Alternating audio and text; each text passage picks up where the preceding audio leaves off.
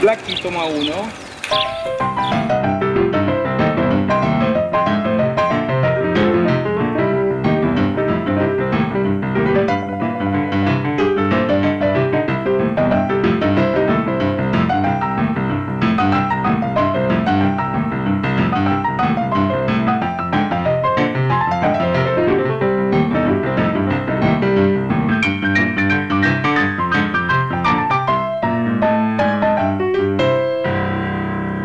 La idea de hacer una película sobre Blackie, si tengo que ser honesto, no la tuve yo. Durante años, creo que son más de 10 años, mi hermana Estela Maris me persiguió literalmente para que yo hiciera una película sobre Paloma Efron. Recuerdo haber comprado el libro de Ricardo Horvat, en el cual nos basamos en el guión, y en una librería de usados, un día de lluvia, me protejo, hay una librería, entro, encuentro el libro y digo, este es un regalo para Estela. Y se lo di y bueno, años después ella me volvió a dar ese libro para que yo trabajara el guión. En su momento no pensé que era un tema que me podía llegar tanto como me llegó después. Sí hay algo, porque todo sucede por algo en la vida y por algo también algunos recuerdos son más fuertes que otros. Recuerdo una vez, yo tendría creo que 10 años o menos, se anunció que volvía a la televisión Blackie y mi madre dijo algo así como, qué bueno que vuelva Blackie, esta mujer sí que vale la pena. Con 10 años creo que uno no sabe quién es las personas de los que hablan los mayores, pero me quedó en la memoria eso. Y por eso la película comienza así con la dedicatoria a mi madre que una vez me habló de Blackie. Pasaron los años y la casualidad quiso que yo editara un documental de Mathilde Michenier y charlando un día me comentó que ella también quería hacer una película sobre Blackie y yo le dije, mi hermana también me viene diciendo hace muchos años. Las puse en contacto para ver si salía algo de esa unión. Pasó el tiempo, pasaron casi 2 años y el proyecto no avanzaba. Yo me inmiscuí a ver si podía ayudar en algo y de repente me vi trabajando en el guión y de repente también Mathilde primero me ofreció codirigirlo y después dirigirlo solo. Yo no quería y después dije, bueno, sí, vamos a hacerlo porque ya con la información que había juntado me di cuenta de que sí, había que hacer una película sobre Blackie. Y hay un detalle también que no es menor para mí, y es que yo antes de estudiar cine estudié comunicación social en la Universidad de Entre Ríos, en la ciudad de Paraná, y tuve de profesor a Ricardo Horvat. Sus clases eran maravillosas, su sentido de la ética, y fue uno de los profesores que me marcó en esa carrera. Por suerte, Ricardo Horvat escribió ese libro, por suerte lo pudimos contactar, conocer, y nos encontramos con una persona maravillosa, desprendida, sin conocernos. Él no tenía por qué confiar tanto en nosotros, nos dio sus archivos ya desde la primera reunión. Y gracias a él tuvimos las primeras fotos, los primeros cientos de fotos, porque tiene un archivo maravilloso. Y también nos dio todo su archivo de recortes periodísticos, que eso es impagable. Por eso para mí era fundamental que Ricardo estuviera en el documental como uno de los entrevistados de Columna Vertebral. Trabajar con Blackie era además como una especie de privilegio, como un regalo. El proceso de guión fue complejo, partimos de una escaleta, un primer acercamiento que hizo Mathilde y después yo fui agregando algunas cosas, nos presentamos a un concurso, el jurado creyó que era un interesante proyecto pero no les conformaba el guión y nos dieron unos meses para reescribir el guión. Y bueno, lo hice así, reescribí el guión ya bastante más cercano a lo que quedó. Yo diría que del guión escrito y aprobado en ese concurso a la película final se parece en un 60% seguramente. Obviamente no sabíamos qué nos iban a decir los entrevistados y obviamente, como pasa en todos los documentales, tampoco sabíamos con qué archivo íbamos a encontrar y cuál no. pero de la estructura original es de ese tratamiento que escribí para el concurso. Realmente yo no voy a terminar nunca de agradecerles la buena onda, la energía, el talento y la capacidad profesional que pusieron todos. O sea, yo la pasé fantástico en el rodaje. La verdad que tuvimos un muy buen equipo de gente y con mucha buena onda. Y cuando hay tanta buena onda en el equipo, digo, se nota en la peli.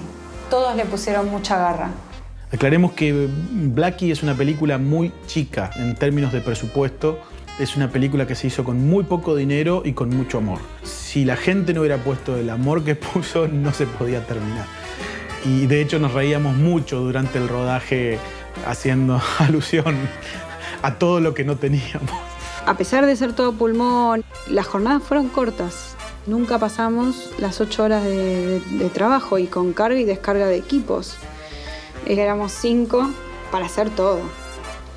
Cuando mucho, ya te digo 6, pero 6 era el Steadicam, los días que estuvimos steady, que en realidad hasta fueron más de uno. Nos pudimos dar el lujo hasta hacerlo más de uno.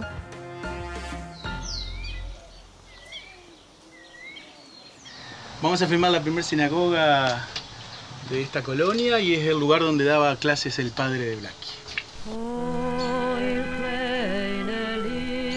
No, pero además mira, la ventanita abierta allá en el baño del fondo. El rodaje en Entre Ríos fue fantástico y yo no puedo creer cómo me divertí, incluso a pesar del calor. Fueron 3 días muy intensos. Obviamente yo ya había ido varios meses antes a hacer un scouting, a sacar fotos, a filmar en video, a buscar las locaciones, no solo la de la casa, sino la de la niña cuando salta del arroyo, a hacer un casting de la niña.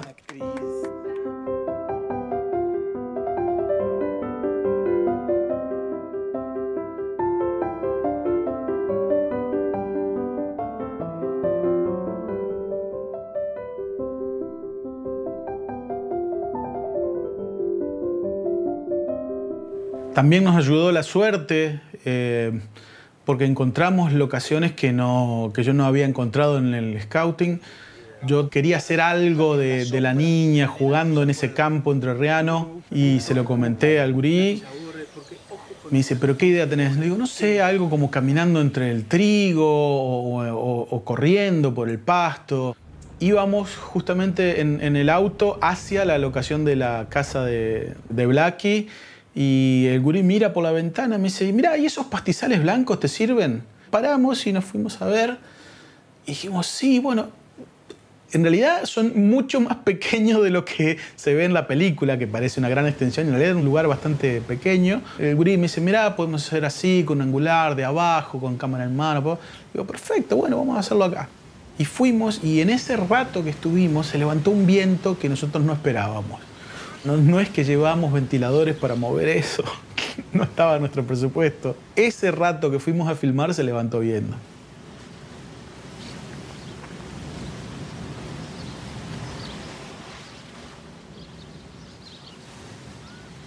La estación de trenes que realmente corresponde a la época, cuando la fui a ver no me terminó de convencer, no porque estuviera mal la estación, que es muy bonita, sino que era como muy avanzada para su época y si uno la ve hoy en día, piensa que es una estación de los años 50.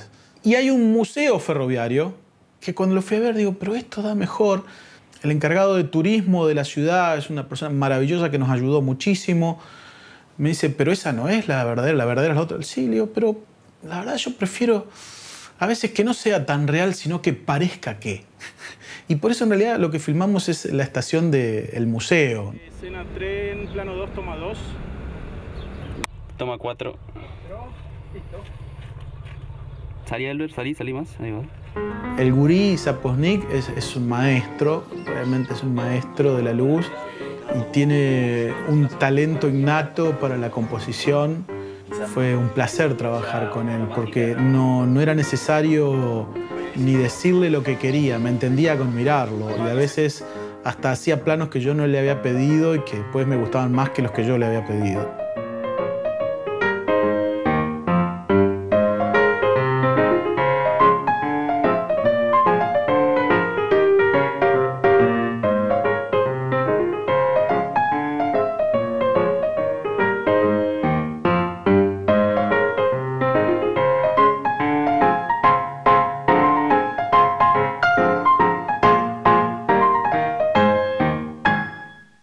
En esos días en Basavilbaso también tuve la suerte de contar con Carla Musicanski, mi gran amiga y gran editora. Se sumó a esta locura y hizo la dirección de arte y también ayudó en todo lo que podía, incluso tomando sonido, en todo. Y lo mismo Alejandra Weinhardt, que luego haría parte de la investigación de los archivos, pero que en esa parte hizo producción. Y Alejo Frías, que hizo asistencia de cámara. Ese era todo el equipo, intentando hacer todo. O sea que entre Alejo y Gurí hicieron cámaras, luces, gaffer, eléctrico y todo. Entre Alejandra y Carla hicieron dirección de arte, vestuario, maquillaje. Y fue como les dije, un verdadero placer esos días. ¡Qué gente, señor! Y esa mezcla conformó la psicología de esto que soy y que la gente muchas veces no entiende. Cuando tenía 5 años, nos mudamos a Buenos Aires.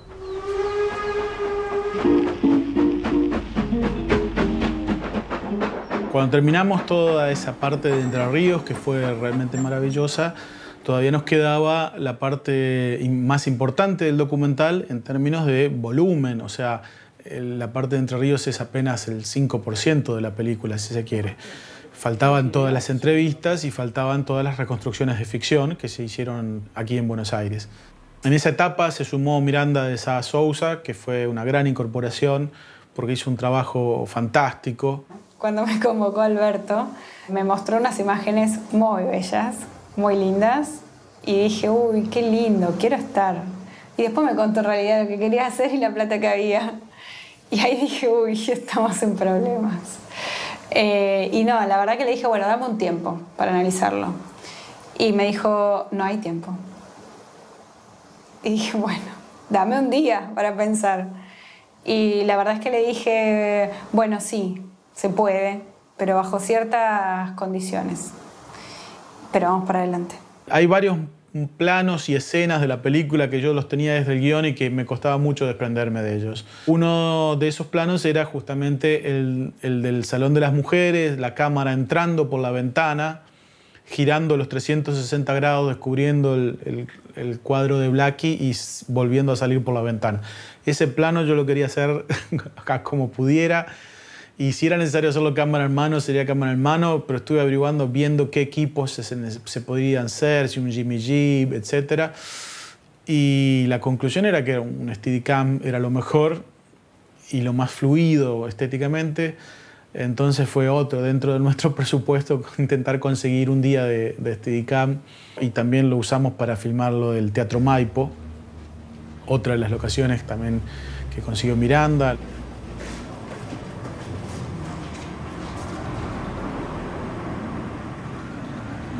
Corte. ¿Sí? Sí, bueno. Vamos a hablar.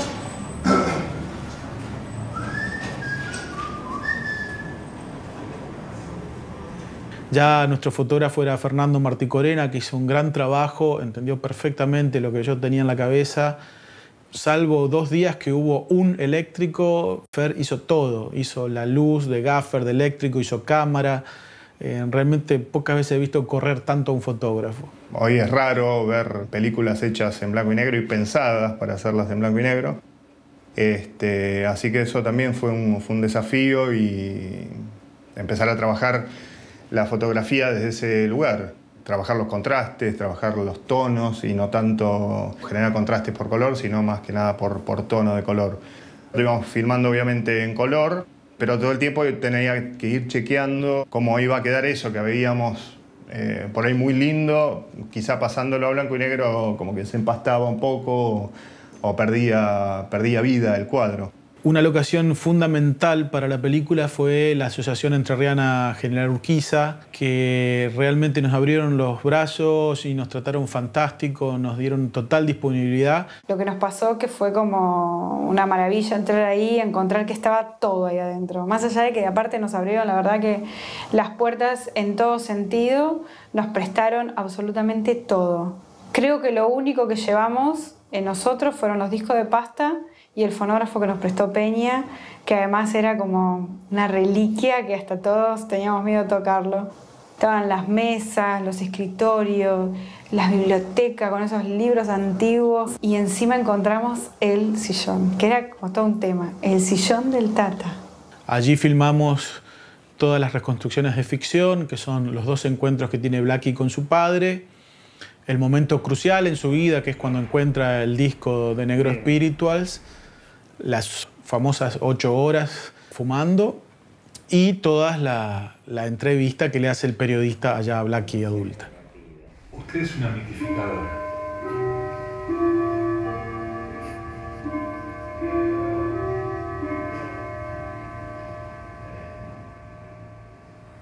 Para estas reconstrucciones tuve la suerte de trabajar con grandes actores y actrices y amigos personales.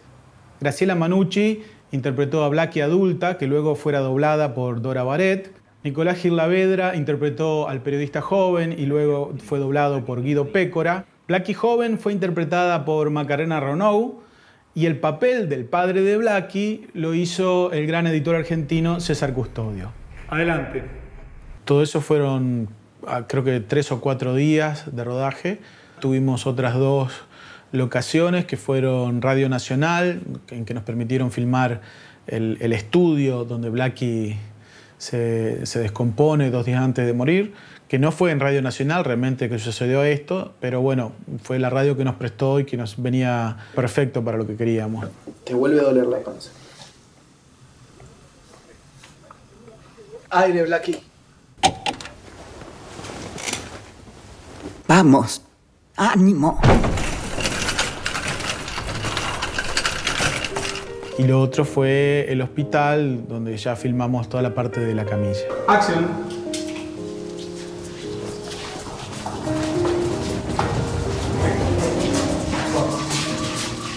¿Se ve la acción cuando lo puso? Exactamente. No se ve, la otra lo ve. Sí. Sin la mano no lo ves. Ah, porque está para Las 2 manos de ellos que no... Bueno, entonces no se preocupen, vamos a invertir el orden de los planos y listo. Ya en casa no va a haber Caterina, ¿eh? No, olvídate. No, más abajo. No, si no va a poder ser boca a boca, boquita, entonces abrilo, claro.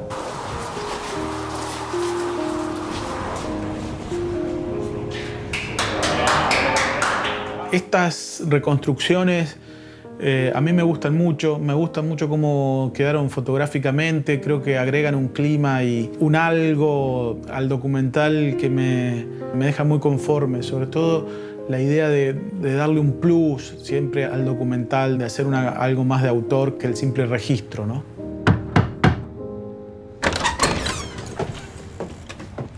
Me voy a casar con Carloncho, papá.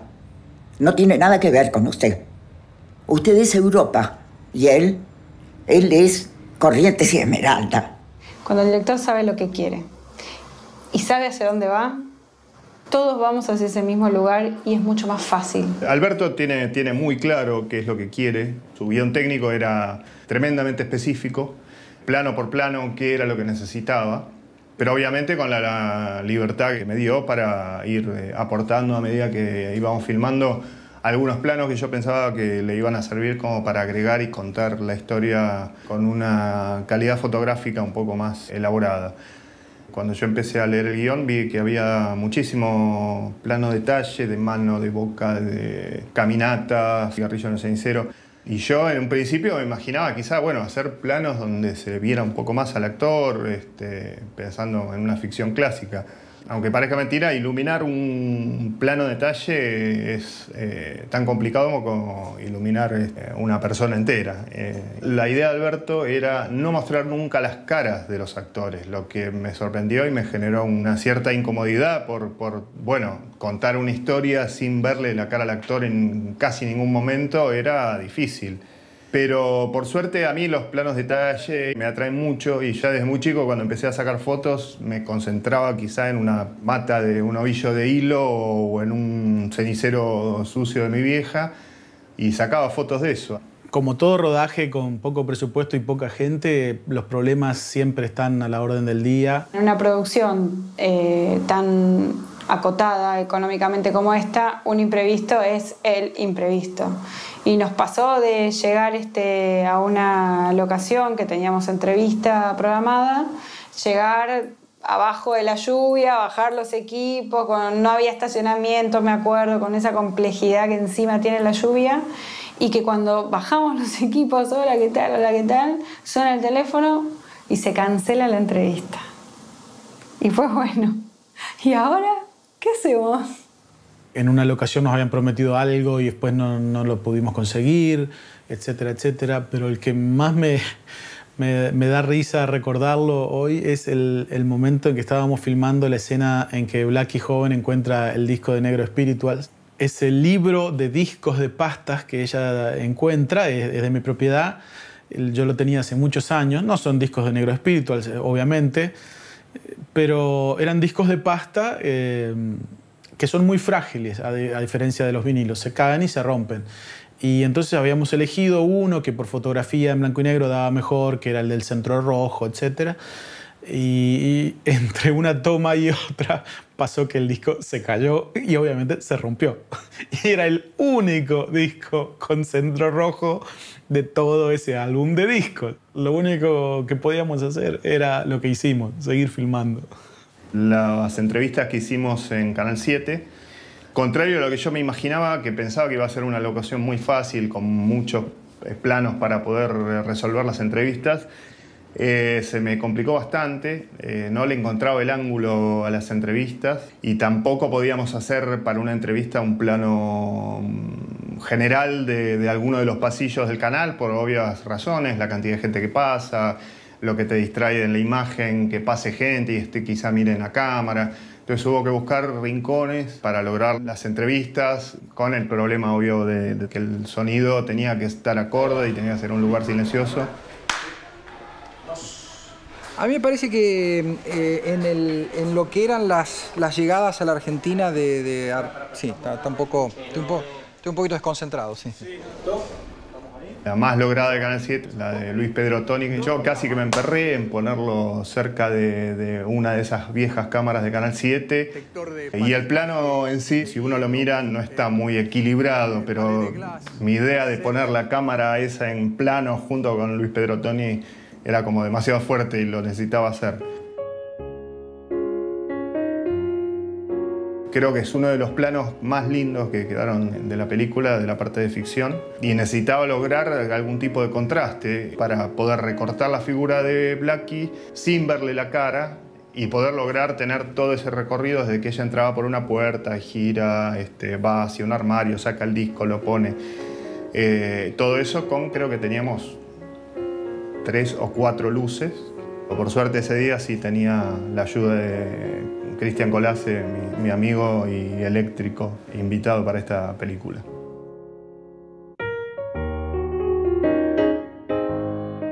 Tuve la suerte de poder confiar en Vanina para el montaje porque eso me permitió despegarme un poco, aunque sea del material, porque ya lo necesitaba.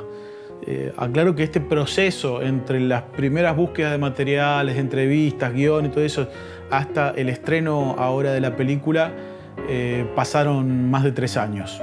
O sea, la película no es que se hizo para ser estrenado por el centenario. Yo ingenuamente pensaba que el documental lo iba a estrenar 1 o 2 años antes del centenario. El proceso de edición fue un poco largo, había mucha ansiedad por empezar. Había bastante material de fotos y cosas que ya había estado mirando. Y bueno, una vez que ya estuvo toda la reconstrucción, me senté a editar. Algunas cosas como que faltaba material, habían fotos que fueron llegando después, material de archivo que seguíamos la investigación y entonces había que dejar el bloque en negro y eso. O bajar de internet para darle referencia después a la gente que estaba buscando el archivo de lo que más o menos necesitaba. Uno de los temas más complicados que tuvo la edición de la película fue el tema de los materiales de archivo. Nuestro país no se caracteriza por haber cuidado bien los archivos, ni siquiera por haberlos cuidado mal. Directamente no se cuidaron. Mucha gente con la que he hablado me decía, pero de la época de la televisión tenías que tener una cantidad de material. No hay material. Primero porque en la primera etapa no se grababan, sino que era la mayoría en vivo. Segundo porque lo que se filmó en 16 milímetros se ha perdido, se ha tirado, se ha quemado. O tercero porque lo que se grabó en tape se recicló el tape. Y eso hace que se conserven unas pocas imágenes de los programas de Blackie. El aporte que hizo Lucía Horvath es increíble. Realmente encaró todo el trabajo con una responsabilidad maravillosa y le debo gran parte de la película. Y también Alejandra Weingart, ella hizo toda la primera parte de la investigación, pero después entre el Museo del Cine, el Archivo General de la Nación, la Biblioteca Nacional, el Archivo de Ichara, etcétera, etcétera, fuimos reconstruyendo este camino de Blackie que realmente era difícil de ilustrar. Al empezar el montaje y darle a Vanina este guión con esta voz en off que había grabado una gran amiga que es Mirka Birri, nos sirvió de columna vertebral sobre la cual ir vistiendo, un poco como ese cuento de Borges donde el tipo sueña que construye un hombre. Bueno, nosotros soñábamos que construíamos una película y sobre esos huesos le iba agregando los músculos y la piel y todo eso. Nosotros íbamos poniendo los archivos, las fotos, las entrevistas. Lo primero que hicimos, obviamente, fue mandar a desgrabar con timecode para poder leer en papel qué es lo que teníamos. Subrayé todo lo que me parecía interesante y una vez que estuvo eso, sí, ya la dejé sola durante muchas semanas, no recuerdo cuántas, para que ella hiciera el primer armado sola. Yo hice un timeline con lo seleccionado por entrevistado, luego nos sentamos a escuchar lo seleccionado y a dividirlo por tema. Y a partir de ahí se empezó a ver en dónde se intercalaba lo que iban diciendo los entrevistados y que de eso seleccionado quedaba o no. Ese primer armado de montaje de la película duraba 3 horas 10 y fue un largo suplicio ir desprendiéndose de partes de ese hombre que íbamos creando, o de esa mujer en este caso. Hicimos, no sé si 9 o 10 armados. Y habían algunos problemas que estábamos viendo y que no encontrábamos por ahí solución a algunas cosas. Y entonces le empezamos a mostrar para tener devoluciones porque ya a esta altura ya habíamos perdido un poco la objetividad. La gente que veía la película nos tiraba alguna punta y eso nos servía para ir arreglando la estructura e irle encontrando forma. La película originalmente en mi versión de guión comenzaba con la parte de Entre Ríos, con la infancia de este personaje, pero después empecé a dudar, digo, ¿quién sabe? Nadie sabe quién es Blackie, o sea, ¿por qué iríamos a la infancia de un personaje que no sabemos quién es? Entonces agregué esta idea de la escena de la radio y del hospital, como esta mujer que se descompone y no sabemos quién es. Y igual necesitaba anclar más todavía, decir, bueno, Blackie, esta mujer que fue periodista, actriz, cantante, y todavía no alcanzaba. Y una idea que me dio un amigo, Lucas Di Primio, de poner el archivo de la película Corrientes Calles de Ensueño, donde Mariano Mores, vestido de frac, pregunta, ¿y esa quién es? Y dice, Blackie. Ah, me daba el detonante de, ¿y quién es Blackie? Otra cosa que quiero recalcar es el aporte que hizo Diego Sabanés, que me ayudó en forma fundamental a reescribir todo el off y manejar mejor la información que se daba. Con Vanina, en las proyecciones que habíamos hecho, ya habíamos notado que había algo del texto off que no estaba funcionando. Y cuando Diego Sabanés lo ve, nos da la tecla de cuál era el problema. La narradora era Blackie, en primera persona, que le hablaba directamente a los espectadores. Y si bien este recurso era muy potente y sobre todo bastante original, también lo que generaba era cierta imprecisión. Es decir, desde dónde hablaba Blackie, en qué momento de su vida, por qué le hablaba a los espectadores. Todo esto se hacía por momentos un poco vago. Este off se decía desde un ningún lugar, desde un no lugar, era desde el limbo. Un poco yo había sido consciente de esto porque quería hacer como una especie de homenaje a Sunset Boulevard, este voz en off contado en primera persona. Mi propuesta, Alberto, fue cambiar este monólogo y transformarlo en un diálogo. Es decir, introducir otro personaje que pensamos que podía ser un periodista joven que entrevistaba a Blackie, para de alguna manera dinamizar más la narración, pero también potenciar un elemento que era muy representativo de Blackie, que era su habilidad y su gusto por la conversación. A mí me parecía muy interesante recuperar la conversación como algo valioso, es decir, el placer de la charla presencial, ¿no? Estamos acostumbrados cada vez más por las nuevas tecnologías al chat, el Twitter, el WhatsApp, las comunicaciones breves, los mensajes y tal. Y a mí me parecía que construir un diálogo, una larga conversación entre Blackie y este joven periodista que nos inventamos, de alguna manera era acercarnos no solamente a ella, sino también a esa época, a una época en donde la conversación era algo todavía muy, muy valioso y muy placentero. Entonces a mí me interesaba que el documental también tuviera un poco ese clima, ¿no? Como cuando uno se sienta a conversar con una abuela que te cuenta sus recuerdos y su vida y cómo conoció al abuelo y cómo se casó y cómo trabajaba, ¿no? Como que te transporta con su lento relato a un tiempo que uno no conoció.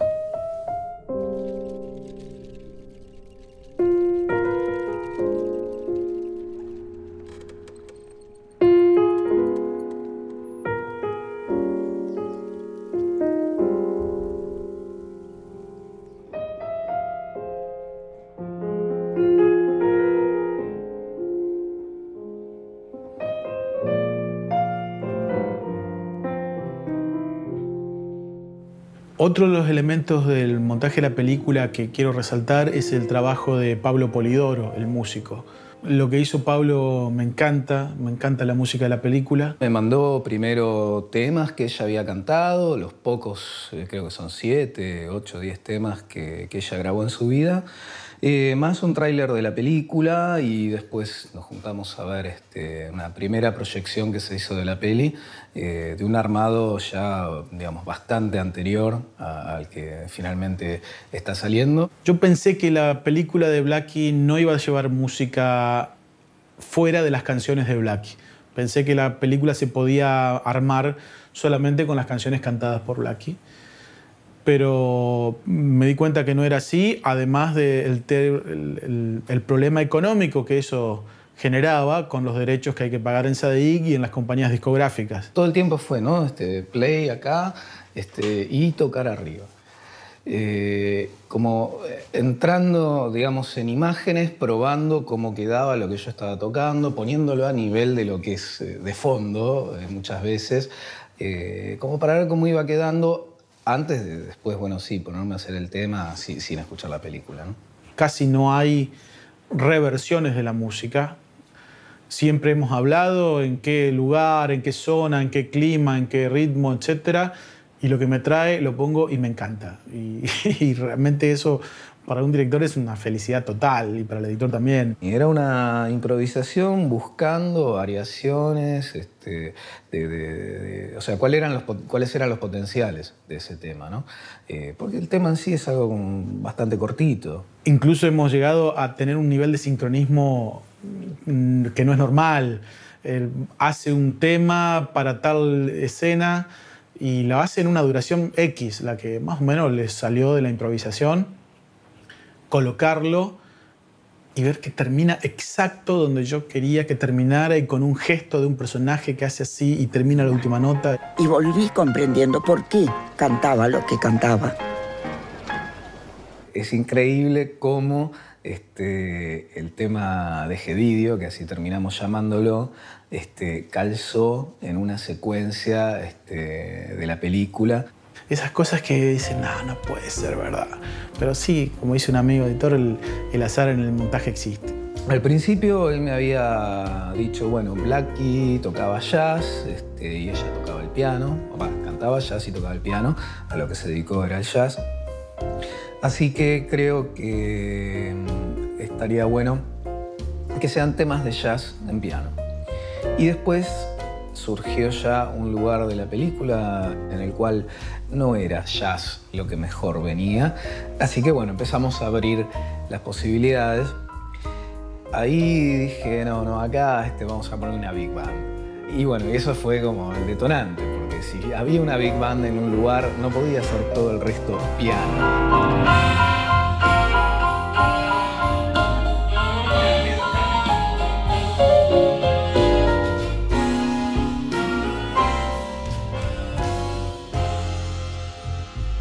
Lo que a mí me resultó muy interesante fue el desafío de decir hacemos un montón de estilos distintos, porque al final fue caminando para ese lado. Realmente quería que la película tuviera pequeños toques de humor, que en el montaje lo fuimos encontrando con el tiempo, moviendo algunas entrevistas del lugar o reescribiendo el texto. Cuando hablábamos con Pablo de la parte en que Yankelevich le pide cantar tangos y ella duda y después le dice que no porque ella ha nacido para el jazz, le digo, acá quisiera algo, y me mira, le digo, sí, yo sé que me vas a matar, pero me gustaría algo tipo Le Luthier, digo, algo que... Me dice, no me animaba a proponértelo, pero sí, y es lo que hicimos. Yo primero había pensado algo más complicado, realmente un tironeo, va, viene, ¿no? Qué sé yo. Y de repente la sencillez fue lo que se hacía en Le Luthier, ¿no? De repente estabas con un tema y bien enganchado, con mucho arte, pero saltás otra cosa, otro tema con nombre y apellido. Yankelevich me miró y me dijo, bueno, seguí cantando esa porquería que cantás. Me perdí la mejor voz de tango que había aparecido en los últimos años.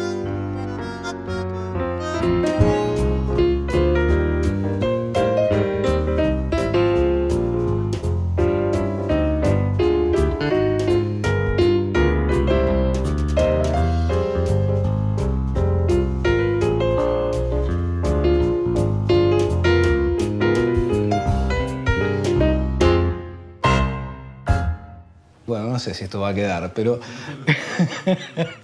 mucha de esta música fue compuesta en la bañadera. Una de las alegrías más grandes que tuve con la película es haber podido trabajar con Dora Baret. Es una gran persona, es una profesional increíble. Y desde que empecé con la idea de que la película fuera contada en off en primera persona por Blackie, la pregunta inmediata era, bueno, ¿y quién va a hacer la voz de Blackie? Ya que obviamente no existía estas grabaciones. Y yo desde siempre, la primer persona que se me vino a la cabeza fue Dora Baret. A pesar de eso, el 18 de mayo de 1943, un año y medio después de conocernos, nos casamos en Montevideo, porque Carloncho era divorciado. Alberto me acercó la idea, me acercó el libro, todo el material, que es muchísimo, que él tenía. A mí me interesó porque siempre admiré a Blackie. Ella hizo una participación en una película que yo amo, que es El Otoño, de David Cohn. ¿Y qué pensás hacer? Seguir buscando. Lo que me conmovió fue que ella hablaba de la admiración que sentía por mí. Esto para mí siempre es muy conmovedor, que gente que yo admiro de pronto me hable de que me admira, que vio mis trabajos y que considera que soy una persona admirable. ¡Wow! Para mí estar poniéndole la voz a esta mujer me conmovió mucho. La gente se empezó a abrir hacia los costados para darle paso a un hombre mayor que se acercaba muy emocionado. Era mi padre.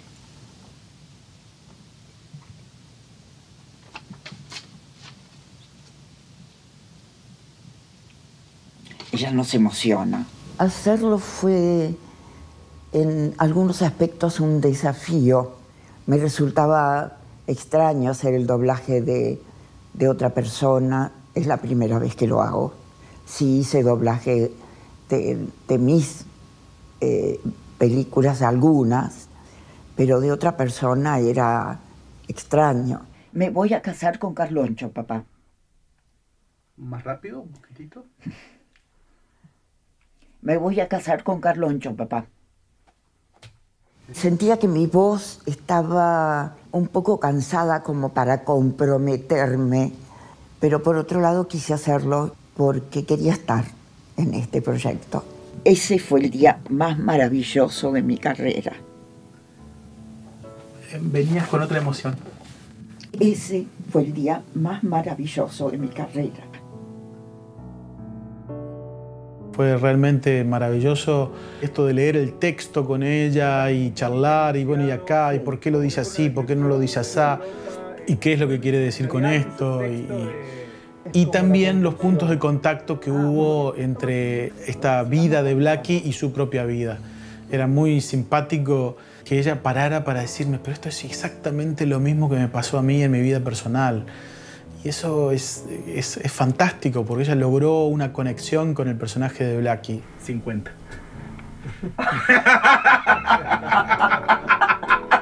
Bueno, esa vez había venido 5. La entrega que ella le dio hacia un desconocido, hacia una película pequeña, fue tremendo. No puedo imaginarme la película con otra voz.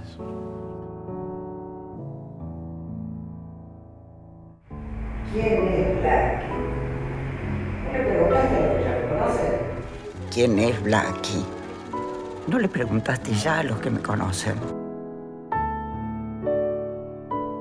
A lo largo de los años de mi carrera como editor he conocido mucha gente en el área de postproducción, pero hay algunos que siempre se han destacado no solo por su nivel profesional, sino por su nivel humano. Yo adoro trabajar con los chicos de la Sociedad Post. Nacho, Ezequiel, el Japo Camijo, talentosísimos, son geniales, hacen un trabajo fantástico. Tengo loas para ellos. El trabajo del colorista generalmente en las películas es la de agregar valor. O sea, uno da las últimas pinceladas que ideó el director de fotografía. Uno muchas veces, en vez de agregar ese valor, tiene que corregir errores. Pero son problemas que muchas veces el vértigo de la filmación no te permite corregir. Entonces estamos nosotros para, junto con el director y el director de fotografía, terminar de madurar y corregir el material. Cuando uno tiene los objetivos claros, o sea, uno empieza a negociar en el buen sentido. Alberto era abierto a ideas nuevas, entonces hay muchos efectos que se fueron rediseñando, lo fuimos madurando entre todos. Lo que tiene de interesante este proyecto es que en un gran porcentaje blanco y negro. Puede parecer que es algo más fácil, pero uno tiene que trabajar sobre valores. El color muchas veces te soluciona un montón de ambientaciones que con el blanco y negro hay que trabajar de otra manera. En este caso tiene que tener un carácter nostálgico, pero con bastante carácter. Por eso nosotros utilizamos un nivel de contraste muy alto en la película, como para que esa sensación de dramatismo esté más evidente. En realidad las entrevistas están en color, pero con unos colores más suaves. Desaturamos bastante para que sea un poquito más acorde a la estética general de la película, porque si dejábamos demasiado color, iba a haber un salto bastante grande entre los planos en blanco y negro y las entrevistas actuales. En un documental es raro que aparezcan efectos visuales de esta envergadura, pero por ejemplo la más compleja es un plano donde la cámara se va acercando hacia un camarín y aparece un matafuego y un dispenser. O sea, por una cuestión de época, eso había que borrarse. Entonces, con un sistema de composición 3D, se traqueó y se borró. En el caso del matafuego, se proyectó una textura de pared sobre donde estaba el matafuegos y se borró. Y lo mismo con el dispenser. Y cuando está finalizando el plano, había que agregar una canasta de rosas que sea un poquito más impactante. Entonces, bueno, se agregó eso también con un traqueo 3D. Tengo que reconocer que usted me gusta, así que cuando sea libre, llámeme.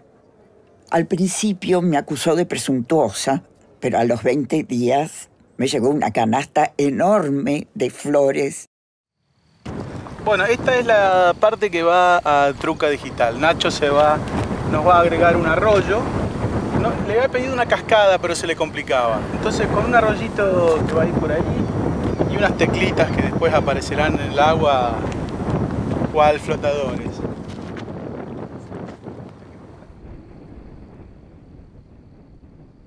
Si bien es una composición de complejidad menor, tenía el desafío de que tenía que trasladar un concepto un poco más abstracto. O sea, al ser una figura un poco más poética, te da la libertad donde decís, bueno, ¿dónde está el límite de lo que se quiere transmitir?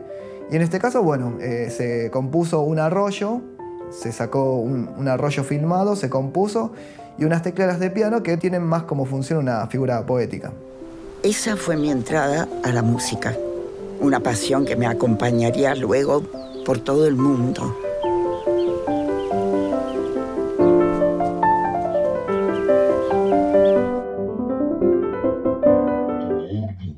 Es un poquito más rápida, ¿no?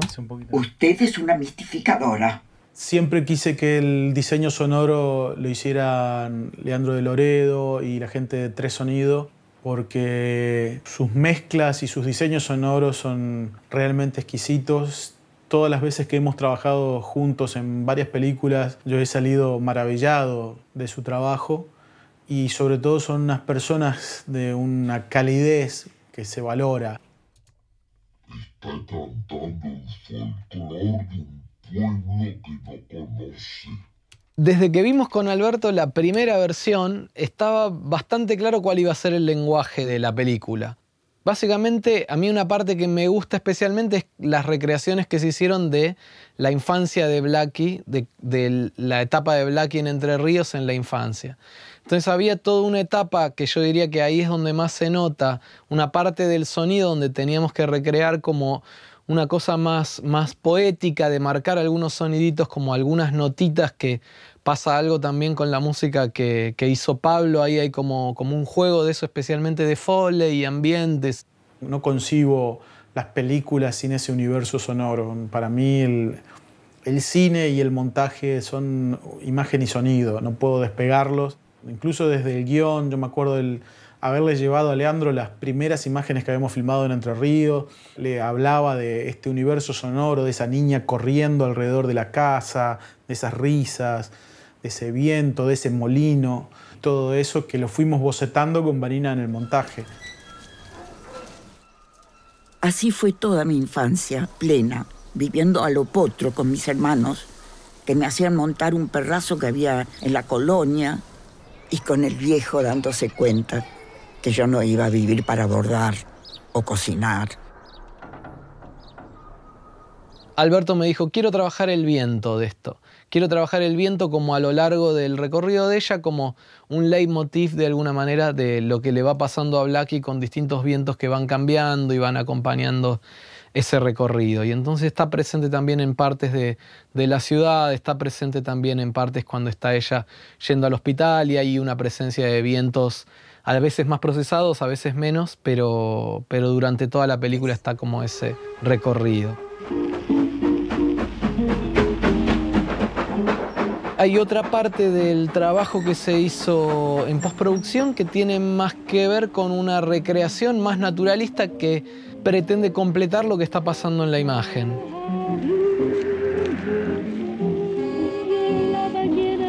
Alberto no quería que esos archivos permanecieran mudos, pese a que muchas veces eran archivos de cosas que se habían encontrado que no tenían sonido. La mayor parte de las veces nosotros lo sonorizamos eso y después íbamos eligiendo en la mezcla cuándo queríamos que eso esté más o menos presente. Quedó muy sutil, pero si uno lo busca puede encontrar que siempre están autitos, bocinitas, presencias de gente. Cosas de la lección de ese día. Así sabía si algún... Creo que en la película está bastante claro eso, de cómo dialogan la música y los efectos en vez de competir. Creo que eso funcionó muy bien.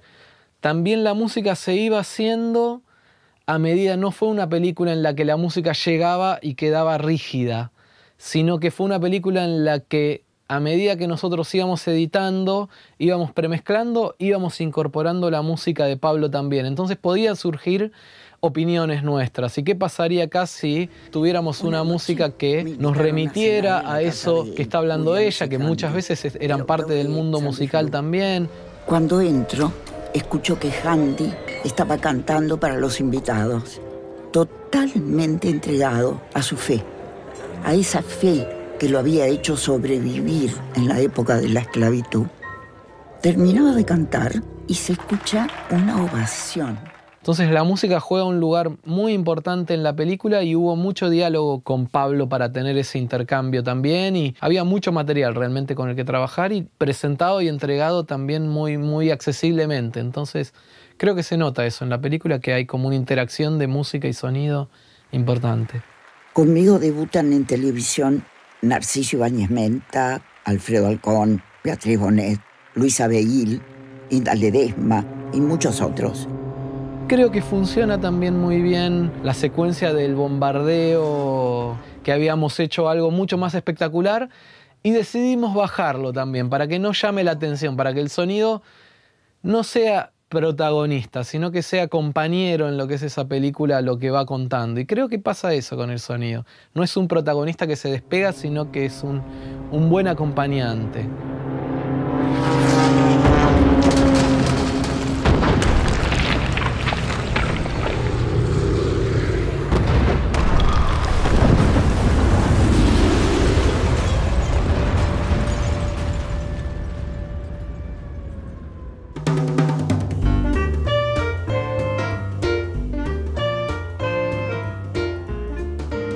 Creo que si uno le nombra a Blackie a gente de la generación de mis viejos, todos saben quién es, pero en mi generación somos muy pocos. No conocía a Blackie. Sinceramente, no conocía a Blackie.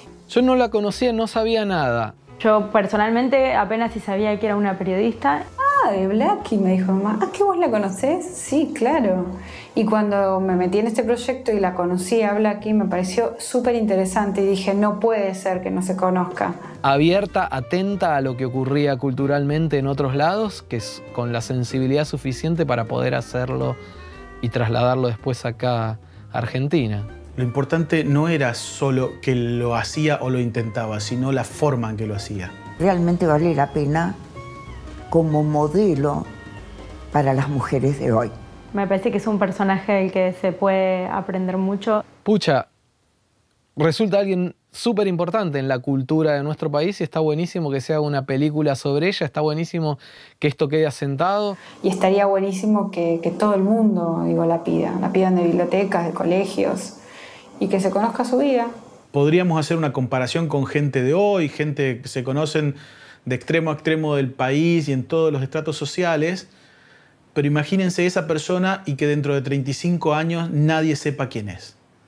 Bueno, eso es lo que pasa con Blackie. Si le pasa al espectador lo que me pasó a mí, si el espectador recibe toda esa novedad sobre la vida de ella, creo que la misión está cumplida. Si la película sirve para charlar sobre el discurso de los medios, si sirve para charlar sobre el machismo, si sirve para charlar sobre cómo nuestros grandes creadores de todos los ámbitos se pierden en el tiempo y a veces conocemos más a los actores americanos y es más fácil identificar a Humphrey Bogart que a Juan Carlos Torri y esas cosas me preocupan personalmente. Entonces, si la película sirve para reflotar eso, yo estaría muy feliz, realmente muy feliz.